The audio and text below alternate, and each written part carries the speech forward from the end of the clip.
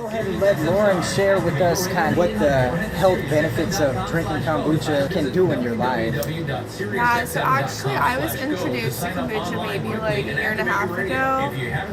A lot of friends were drinking it. They were always having it in their fridge or whatever when I went over. They were always passing by it in the health food stores like Whole Foods and things like that. And so I was just like, well, what is this drink? What are its benefits? What can it replace in our normal diet? And what are these crazy stories that people are talking about how it cures like heart disease and cancer? How could a drink do that?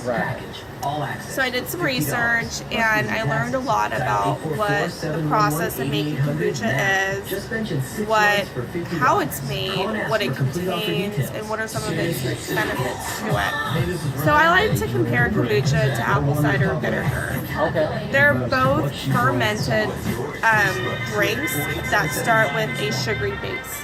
Right. So for kombucha, it's fermented sweetened black tea. For apple cider vinegar, it's fermented sugary apple juice, right? Right. So the fermentation process basically works on that white refined sugar that's found in sweetened black tea, and also the natural sugar is found in apple juice. Sometimes they'll be natural, sometimes they'll be added. And so after the whole fermentation process, you get something that's bubbly and sort of almost like a carbonated drink, like your typical sodas. Sure. And so you would drink it and you would think, well, I mean, it tastes sugary, it tastes like a little bit of like a carbonated drink, and even may resemble like a non-alcoholic beer. So what can it do for me? So let's look at the sugar content in this one. It's 3 grams, which is impressive because kombucha is made from sugar. It's made from fermented, sweetened black tea.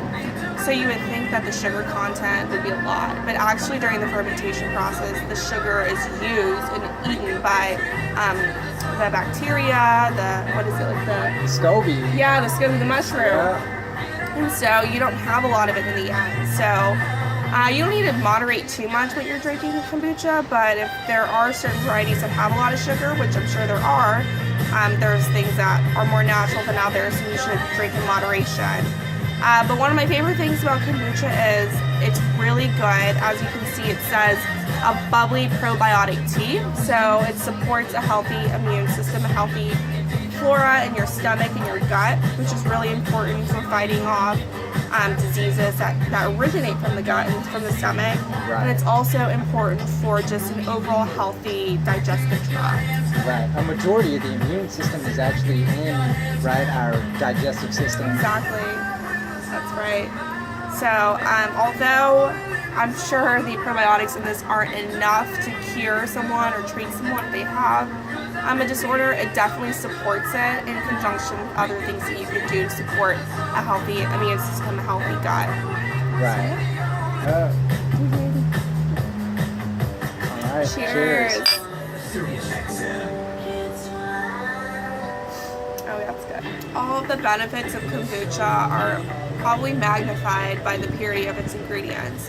The purer it is, the more bang for your buck you're getting, because all the refined sugar and additives that are normally present in a beverage kind of mask the effect, the vitamins, the antioxidants, the constituents that really make it a health beverage.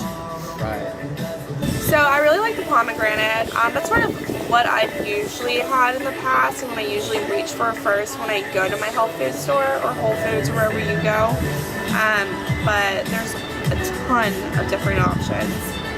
They're usually more in the tart flavor zone, like they have blackberries, cherries, pomegranate, what else? Watermelon sometimes. On the bottle it says 19 billion live cultures.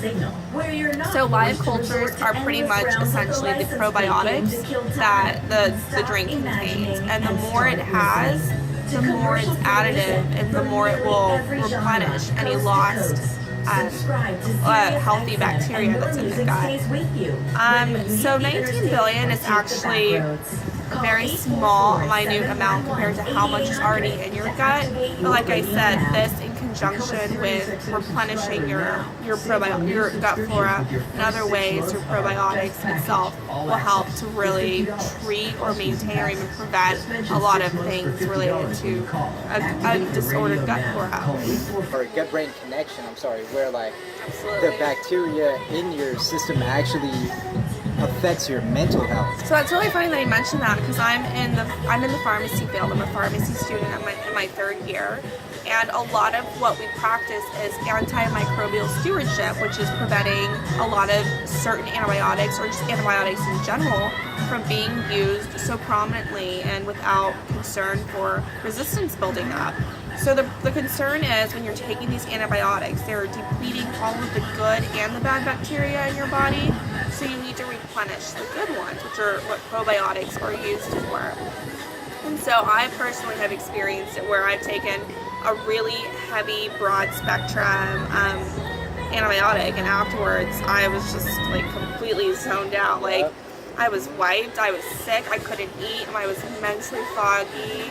And my dad, who's a doctor, was just like, you need probiotics, you need to go get some yogurt or take, some probiotic supplements. And it's commonly echoed that you need probiotics after antibiotics because it, helps replenish the good part. Yeah. But this is a great example of how incorporating kombucha in a daily lifestyle could really support the good bacteria in your gut. Right.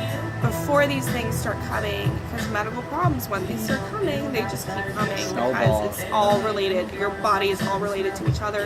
The organ systems are all related. So before you set off that cascade of bad events, you can always prevent them in the first place. Healthy lifestyle. Yeah. So another thing that Jordan mentioned was how the lactose, he was dealing with a little bit of a food intolerance to cheese or whatever that was on the pizza. Right. So one of the things on the bottle, it says it has enzymes and probiotics, which brings me up to another good point. The enzymes that are in this are enzymes that are essential for your gut to digest lactose. So one of the enzymes in your gut, if it's deficient, won't necessarily metabolize lactose. So it builds up in your body, it creates bloating, it creates a nasty, disgusting mess, and it just doesn't feel good. So when you replenish the enzymes, you really help to facilitate a good condition for the enzymes to thrive. You're going to be able to help with the metabolism of all of those different ingredients that you were previously intolerant to. So enzymes are really important to digestion, and if you have this, it's supportive of good enzyme health in your gut. For sure. Why don't we A lot of people ask the question, does kombucha contain alcohol? Because the whole fermentation process creates a little bit of how alcohol is made. I would liken it to like a beer or something like that. Right. So actually, it's been proven that the amount of alcohol in kombucha is it's not significant. In fact, they compare it to the amount of alcohol that's found in a non-alcoholic beer. So, no, you can't get drunk off of this. No, they don't charge you at the grocery store when you buy this. But I'm sure there are certain varieties where if you go past the point of fermentation, it would contain a little bit of alcohol. But it's not like if you continuously ferment kombucha, you'll get alcohol. In fact, you'll get a vinegar before you get alcohol. Right. The source is tea, which is a natural caffeinated source, but it's also filled with vitamins and antioxidants. Specifically, vitamin D, B12 is a great support for energy, and you'll notice a heck of a difference when you incorporate pure ingredients that contain a lot of vitamins and a lot of antioxidants versus things that are processed and sugary that give you that quick energy hype and then have you come crashing down an hour later. Right.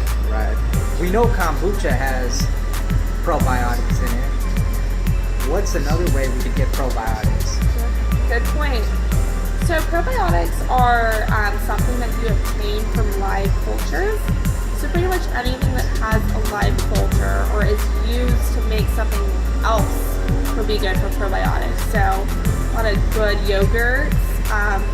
When you go to the store, you want to find a source of yogurt that is made from some pure substances, and it has on the label some information about what the probiotic source. So there are some good brands that are at your local food stores. You want to stay away from things that have a lot of sugar additives in it, fruits like pepper or something like that, that have a lot of probiotics in them.